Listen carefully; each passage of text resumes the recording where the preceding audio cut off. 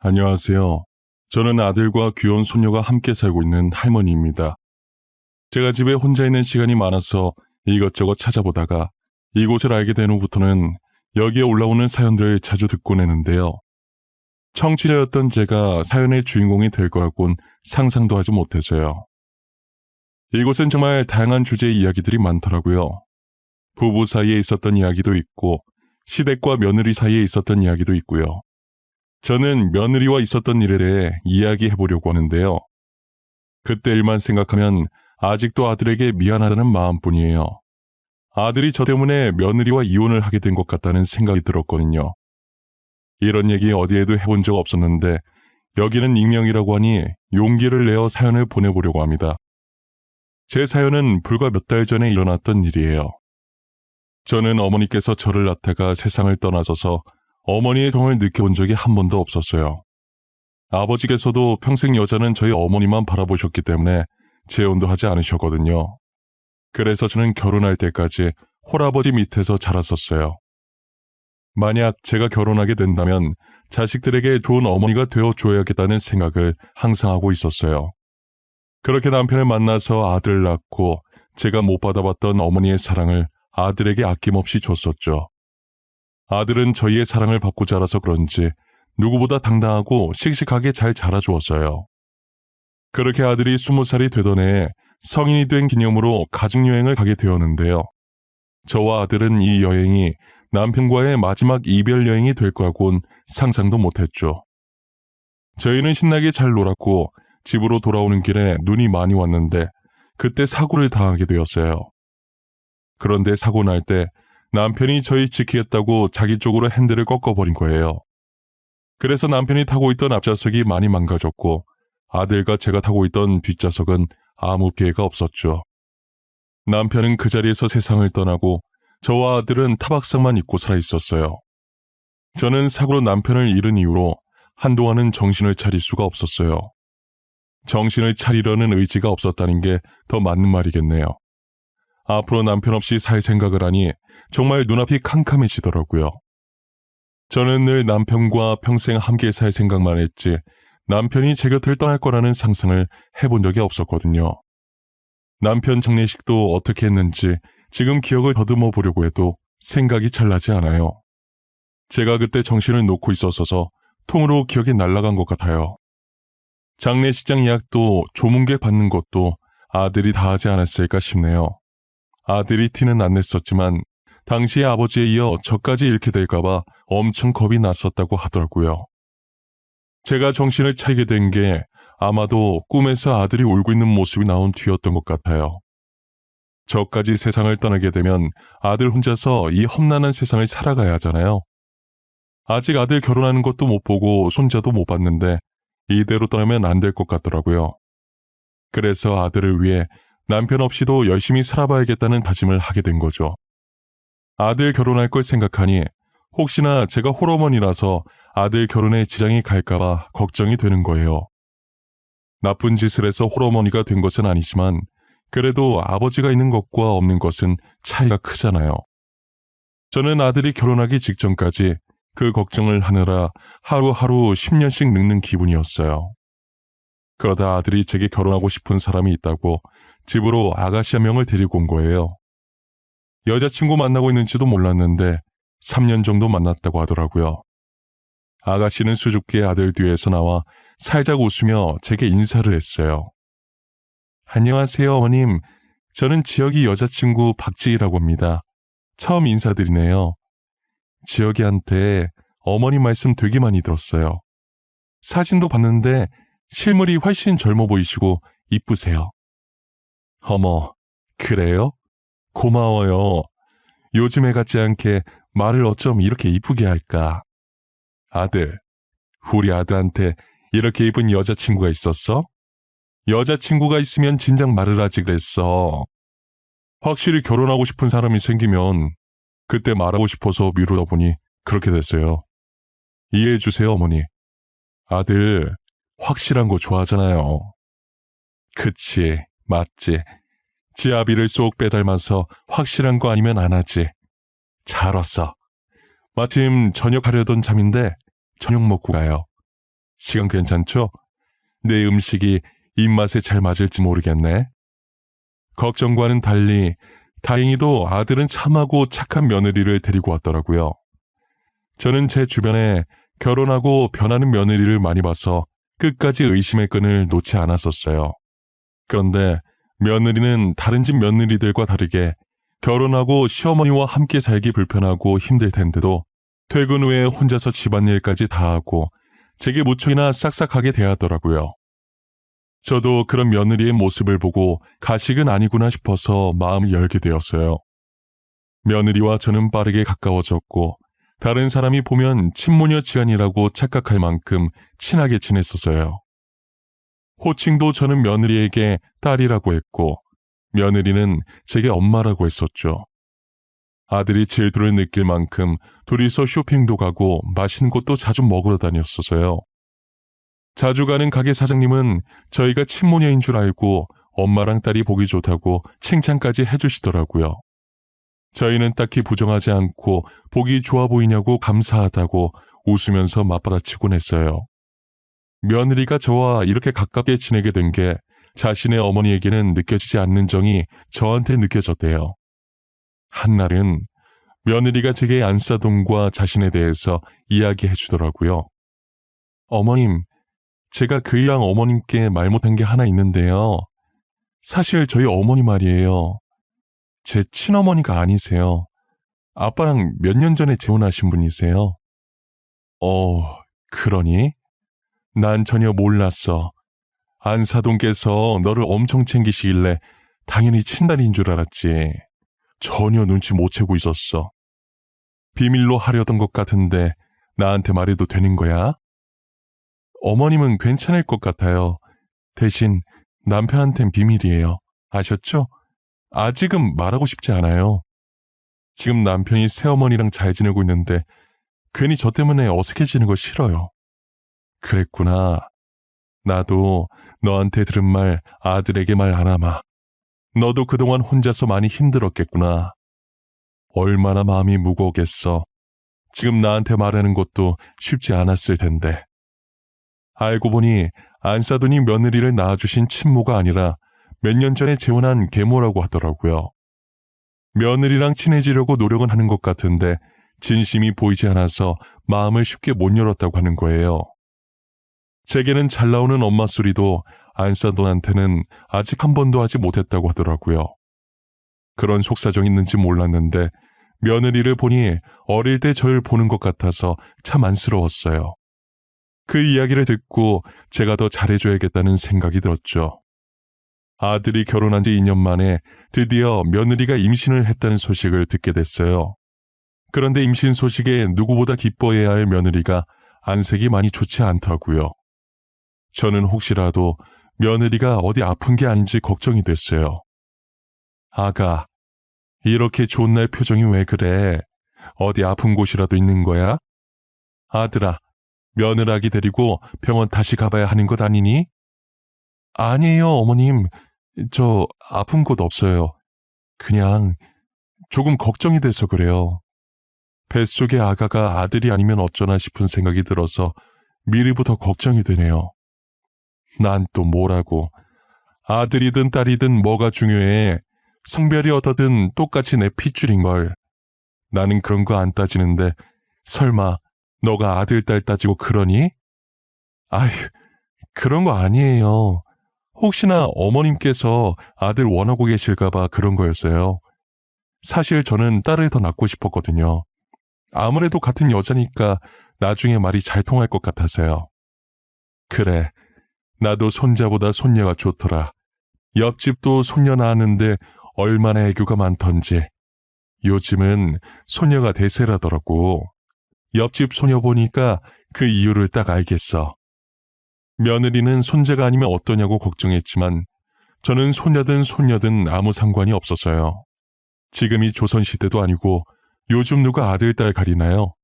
그저 아이가 무사히 태어나주고 며느리가 몸 조심히 아이를 낳기만을 바라고 있었죠. 아무래도 저희 어머니가 저를 낳다가 돌아가셨다 보니 저는 온통 며느리 걱정뿐이었어요. 일정 기간이 지나면 아이 성별을 알 수 있어서 저희는 미리 손녀가 태어날 거라는 걸 알게 되었어요. 뱃속에서부터 효녀인 건지 입덧도 없었고 새벽에 움직이거나 발로 차지도 않았다더라고요. 어느 정도였냐면 너무 조용해서 아이가 혹시 죽은 게 아닐까 잠깐 의심을 했을 정도로 얌전했대요. 뱃속에서도 얌전했던 손녀는 태어나서도 밤낮 잘 지키면서 잤고 잘 울기는 했지만 그만큼 금방 그치고 그마저도 밥때나 기저귀 갈 때 잠깐이지 그거 아니면 잘 울지도 않았었어요. 손녀가 얌전한 덕분에 저는 혼자서 애를 보고 아들네는 데이트를 자주 보냈었어요. 그러다 보니 자연스럽게 저는 손녀와 있는 시간이 많아졌고 손녀도 크면 클수록 며느리보단 저를 더 많이 찾았죠. 아무래도 손녀가 며느리보다 저와 붙어있던 시간이 훨씬 많다 보니 며느리가 자신을 낳아준 엄마긴 하지만 저만큼은 편하지 않은 모양이더라고요. 손녀는 엄마 아빠 먼저 말하는 다른 아이들과 다르게 할머니를 제일 먼저 말했었어요. 며느리는 엄마라고 먼저 말하길 기대했는데 할머니라고 먼저 말하니 서운한 기색이 역력하더라고요. 괜히 제가 미안해지고 눈치가 보이는 순간이었어요. 그래도 며느리는 금세 표정을 풀고 손녀가 천재라서 할머니를 먼저 말한 거라고 좋아하는 거예요. 좋은 게 좋은 거라고 저는 며느리 기분 좋게 해주고 싶어서 맞는 말이라고 열심히 맞장구를 쳐주었죠. 그렇게 시간이 흘러 손녀가 초등학교에 입학하는 날이 다가온 거예요. 처음 학교 가는 날인데 하필 아들과 며느리가 둘 다 바빠서 저 혼자 입학식에 참석하게 되었어요. 손녀 손을 잡고 둘이서 도란도란 학교를 가고 있었는데 학교에 다 와가서 사고가 난 거예요. 다행히 제가 사고가 나던 순간 손녀를 안고 있어서 손녀는 다친 곳이 없었어요. 다만 제가 충격을 다 흡수하면서 다리를 좀 심하게 다치는 바람에 일어날 수가 없었죠. 병원에서는 생각보다 심하게 다쳐서 앞으로는 두 발로 걷지 못할 거라고 하더라고요. 결국 저는 남은 인생을 휠체어에 앉아서 지내야 하는 신세가 되었죠. 입원을 하면서 재활치료를 해보긴 했지만 제가 나이가 있어서 그런지 몸이 마음처럼 움직여지지가 않아서 결코 쉽지 않더라고요. 어차피 살 만큼 살았기 때문에 두 발로 다니는 건 포기를 하려고 했어요. 그런데 손녀가 학교 마치고 병실로 찾아와서 제 손을 꼭 잡고 말을 하더라고요. 할머니, 나 구해주다가 이렇게 아픈 거지. 내가 안 아프게 호해줄게. 나는 할머니 없으면 못 살아. 그러니까 앞으로는 아프지 마.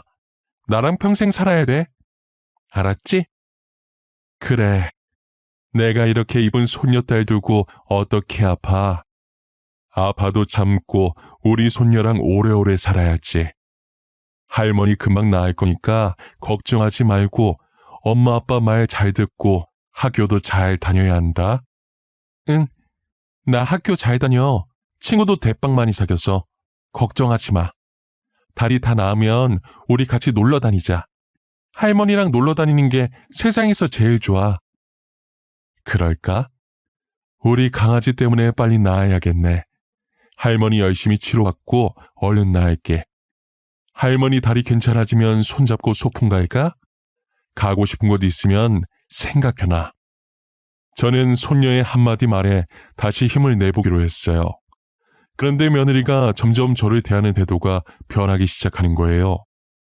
처음엔 병간호를 잘해주는 것 같다가도 얼마 지나지 않아 저를 돌봐줄 간병인을 고용했더라고요. 그래도 누군가 돌봐주는 사람이 없는 것보다는 나아서 아무 말 하지 않았었어요. 며느리는 간병인을 고용한 뒤부터 제 병실에 잘 오지 않았어요. 저는 괜히 스트레스 받기 싫어서 회사가 바빠서 어쩔 수 없이 못 오는 걸로 생각하기로 했죠. 제가 퇴원을 한 뒤에 저를 돌봐줄 사람이 없어서 며느리가 단기간 휴직계를 냈더라고요. 어디서부터 잘못된 건지는 몰라도 며느리는 저를 없는 사람 취급하기 시작했어요. 가족들이 없을 땐 밥도 안 차려줘서 저는 점심을 늘 굶었다고 생각하면 돼요. 배고파도 제가 일어나서 요리를 할 수 없는 노릇이니 참고 있을 수밖에 없었죠. 며느리가 밥 안 차려주는 건 약과였어요. 밥이야 점심 잠깐 참고 아들 퇴근하면 같이 저녁을 먹을 수 있는 거니까 괜찮았는데 저를 전염병 환자 취급하면서 손녀가 제 옆으로 오려고 하면 못 가게 막더라고요. 밥 안 주는 것보다 손녀 가까이 못 가게 하는 게 더 서러웠어요. 손녀는 영문도 모른 채 저한테 오겠다고 떼쓰고 며느리는 막고 있고 난리였죠. 저희 아들은 아무것도 모르고 제가 가뜩이나 다리 다쳐서 속상한데 손녀 때문에 더 힘들까봐 제 눈치를 보면서 손녀를 안고 방 안으로 들어가더라고요. 그런 생활이 계속되다 보니 정말 한동안은 서러움의 연속이었던 것 같아요. 저는 손녀를 구하다가 다친 것뿐인데 뭘 그렇게 잘못한 건지 모르겠고 자기 자식 지켜줘서 감사하다는 소리는 못할 망정 저러고 있으니 너무 서운했죠. 며느리한테 감사하다는 말 들으려고 손녀를 구한 것은 아니었지만 사람 대우를 안 하니 너무 화가 났어요.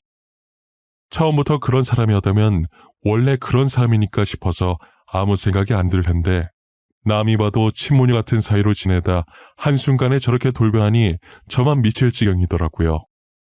그렇다고 이 사실을 아들에게 말해봤자 괜히 부부싸움만 날 것 같아서 말을 하지도 못했죠. 혼자 끙끙 앓으면서 매일 방에만 틀어박혀서 눈물을 흘릴 때가 많았어요. 이 나이 먹고 이렇게 살아야 하나 제 자신이 너무 한심하기도 했어요. 제 밥그릇은 제가 챙겨야겠다는 생각에 병원도 더 열심히 다니고 재활치료도 이 약물 구했어요. 인간의 강한 의지는 어떤 걸로도 막을 수 없다는 말이 맞나 봐요.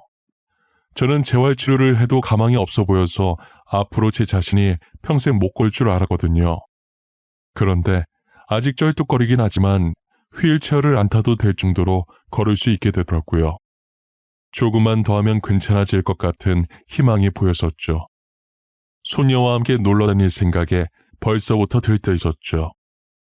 절뚝거리며 걸을 수는 있어도 오래 서있지는 못해서 요리할 정도는 아니었어요. 그래서 한날은 저녁이 너무 길게 느껴지고 그날따라 배도 엄청 고픈 거예요.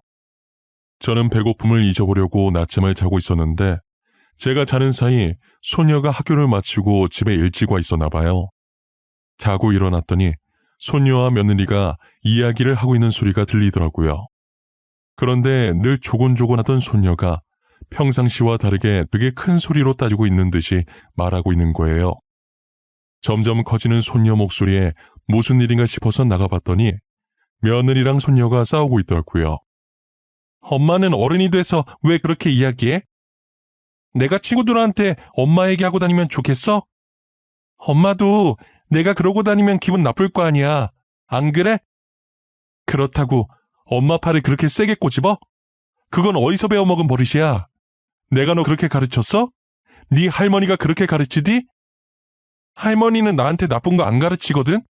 엄마도 화나면 나한테 그렇게 하잖아. 그래서 나도 엄마 나쁜 버릇 고치려고 꼬집었어. 왜? 안 돼? 엄마는 되고 나는 안 돼? 당연히 안 되지. 어떤 어린애가 어른 팔을 꼬집어? 그것도 자기 엄마를. 너 그거 되게 잘못된 행동이야. 알아? 엄마도 다른 사람한테 남 욕하는 거 되게 나쁜 행동이야. 맨날 친구한테 할머니 욕하잖아. 우리 할머니 욕먹을 짓 한 거 없는데 왜 욕먹어야 되는데? 엄마는 학교에서 남 욕하지 말라고 안 배웠어?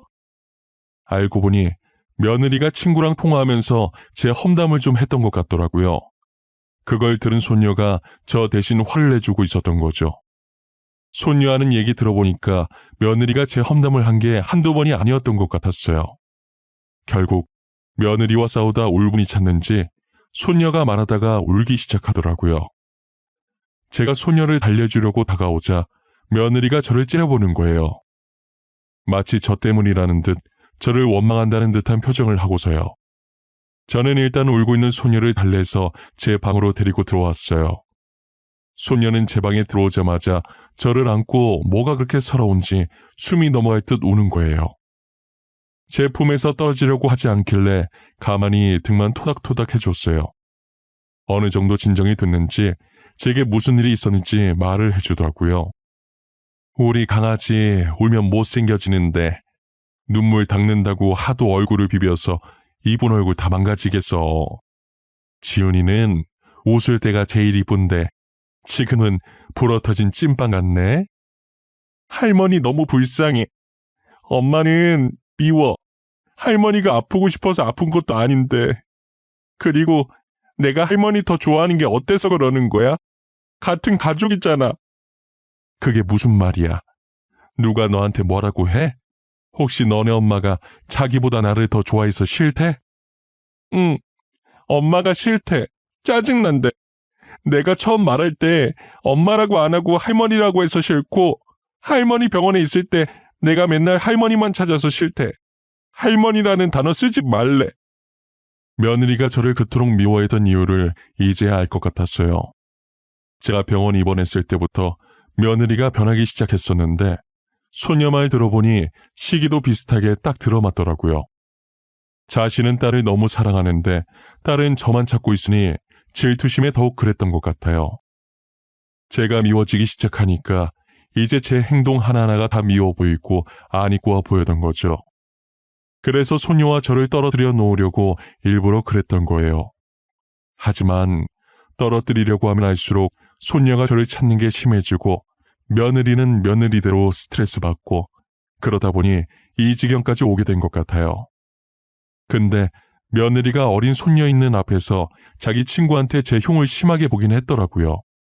자기한테서 손녀 뺏으려고 일부러 사고 내서 지켜준 척한 거 아니냐느니, 소녀한테 동정표 얻으려고 움직일 수 있으면서 휠체어 타고 다닌 거라느니 막말을 많이 했었어요. 그야말로 며느리는 비뚤어진 모성애의 표본이었죠. 아무리 질투가 났다지만 이제 겨우 초등학교 들어간 어린 손녀 앞에서 어떻게 그런 막말을 퍼부을 수 있단 말입니까? 솔직히 마음 같아선 그 소리를 듣고 며느리와 한바탕 하고 싶었지만 가정의 평화를 위해서 제가 참으려고 했어요. 괜히 말 꺼냈다가 아들이 상처받을 것이 분명했고, 아들 성격에 바로 이혼 도장 찍을 게 뻔했거든요. 저 하나 때문에 손녀를 엄마나 아빠 없는 아이로 만들고 싶지 않았어요. 그런데 소녀는 제 생각과는 많이 달랐던 모양이에요. 다 같이 저녁을 먹고 있는데 아들에게 오늘 있었던 일을 이야기하더라고요. 그동안 소녀가 제 험담을 많이 듣고 있었는데 제가 상처받을까봐 말을 안 꺼내다가 제가 모든 것을 알게 되니까 이왕 알게 된 거 아들한테까지 말을 한 것이죠.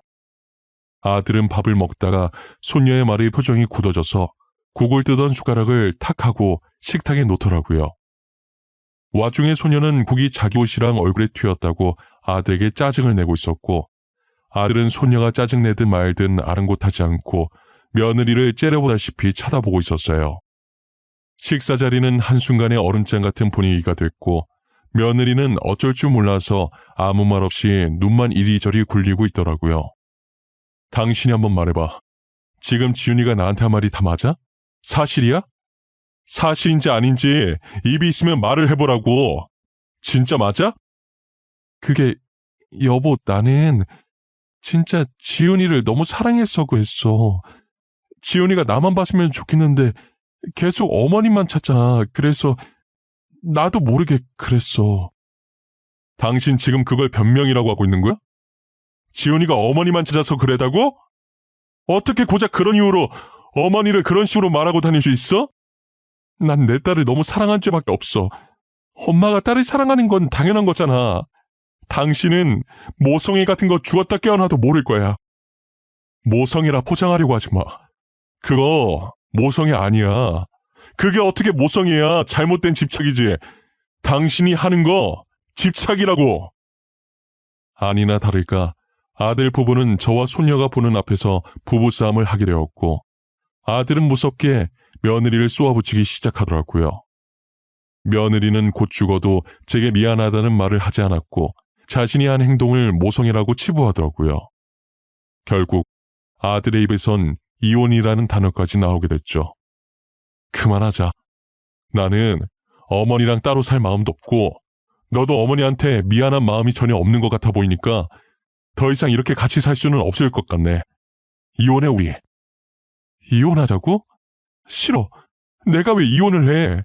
나 당신도 지훈이도 너무 사랑해.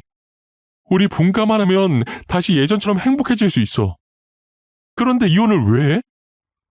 미안한데 지훈이도 어머니 많이 좋아하고 나도 분가할 마음이 전혀 없어. 그러니 어머니께 사과를 하던지 이혼을 하던지 둘 중에 선택을 해. 내가 잘못한 게 없는데 어머니한테 왜 사과를 해? 내가 대놓고 어머니한테 막말한 적도 없잖아. 내가 뭘 그렇게 잘못했는데? 대놓고 한 말이 아니면 잘못 아니라는 거야? 그럼 나도 다른 사람한테 당신 욕하고 다녀도 돼? 당신이랑 똑같이 그렇게 행동하고 다녀도 되냐고. 아니잖아. 당신도 내가 그러면 기분 나쁘잖아. 며느리가 반성할 마음이 전혀 없어 보이자 아들은 한숨을 쉬더니 고개를 좌우로 흔들더라고요. 아들은 며느리가 제게 사과 한마디만 했어도 이혼까지는 안 하려고 했을 거예요. 끝까지 사과를 안 하려고 하니 이혼밖에 답이 없다는 생각을 한 거죠. 아들은 손녀에게 엄마 아빠 따로 살게 되면 누구랑 살고 싶은지 물었어요. 손녀는 망설임도 없이 엄마랑은 안 살고 싶다고 말하더라고요. 손녀의 대답을 듣고 며느리는 바닥에 주저앉아서 대성통곡을 했어요. 결국 아들 부부는 합의 이혼을 하게 되었고 현재 손녀는 저희와 함께 살고 있어요. 아무래도 며느리가 손녀를 낳아준 친엄마니 따로 손녀를 만나는 것에 크게 관여하지 않았어요. 오히려 손녀가 며느리를 만나는 게 불편한지 계속 피하려고 하더라고요. 한날은 제가 손녀를 붙잡고 1시간 동안 얘기했던 것 같아요. 엄마가 딸을 너무 사랑해서 그랬던 거고, 그러니 엄마가 만나자고 하면 만나주라고 타일렀죠. 못 본 사이 며느리가 많이 헬쑥해졌더라고요. 한때 제게 사람 취급도 안 하고 모진 말을 내뱉었던 며느리긴 하지만 마음고생을 많이 한 것 같아 보여서 마음이 너무 안 좋아서요. 만약 시간을 돌릴 수만 있다면 손녀가 태어나던 순간으로 돌리고 싶어요. 그때로 돌아간다면 손녀와 며느리가 함께할 수 있는 시간을 많이 만들어주고 싶어요. 그랬다면 아들 부부가 이렇게까지 되진 않았겠죠. 소녀가 며느리에게 따질 때부터 알아보셨겠지만 여전히 똑부러지고 씩씩하게 잘 자라주고 있어요. 그때나 지금이나 변하지 않고 든든히 제 옆을 지켜주고 언제나 제 편이었죠. 아들과 제가 싸울 일은 잘 없지만 가끔 사소한 마찰을 빚게 되면 무조건 아빠가 잘못한 거라고 그냥 미안하다고 하고 애늙은이처럼 말하곤 해요.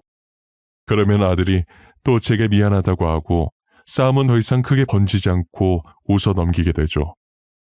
요즘 학교에서는 말 잘하는 법 이런 걸 가르치는 건지 손녀가 말을 너무 잘해요. 맞는 말만 하니까 어쩔 땐 손녀 말을 듣고 숙연해질 때도 있다니까요. 손녀가 최근에 빠진 취미생활이 있어요. 그게 뭐냐면 학교에서 배워온 단어나 문제가 있으면 꼭 저한테 가르쳐줘요. 저는 아는 단어라도 모르는 척하면서 손녀 천재라고 치켜 세워주곤 하죠. 그럼 손녀는 어깨 으쓱하며 거만한 표정을 지는데 그게 얼마나 귀여운 줄 몰라요. 아들이 최고란 말도 이제는 다 옛말이에요. 요즘은 너도 나도 딸 낳고 싶다고 난리더라고요. 아무래도 아들은 조금 무뚝뚝하고 애교가 없잖아요. 분명 딸 같은 아들도 있겠지만 대개는 저희 아들처럼 그럴 거예요. 그리고 제가 아들도 키워보고 손녀도 키워보니 확실히 딸이 애교가 많고 말도 잘 통하는 것 같아요. 가끔 손녀가 없었다면 지금쯤 저는 어땠을까라는 생각을 하곤 해요. 아무리 생각을 해봐도 손녀 없는 저의 모습은 상상이 가질 않았어요. 예전엔 아들만 보고 살았다면 최근엔 손녀를 위해 사는 것 같아요. 저는 지금 제 생활에 충분히 만족하며 살고 있어요. 돈보다도 소중한 아들과 손녀와 함께 말이에요. 그리고 최근 병원에서 좋은 소식이 들려왔어요. 재활치료를 조금만 더 하면 쩔뚝거리는 제 다리도 이제 예전처럼 돌아올 수 있을 것 같다더라고요. 사고 전 상태로 완전히 돌아갈 수는 없지만 일상생활은 가능한 정도라고 하셨어요. 그거라도 어디냐고 의사 손 꼭 잡고 감사하다고 펑펑 울었네요. 저는 앞으로도 치료 열심히 해서 남은 인생 아들과 손녀만 바라보면서 사보려고요. 여러분들도 꼭 오래오래 건강하게 사셨으면 좋겠습니다. 살면서 건강만큼 중요한 건 없는 것 같아요. 지금까지 제 긴 이야기 들어주셔서 진심으로 감사합니다.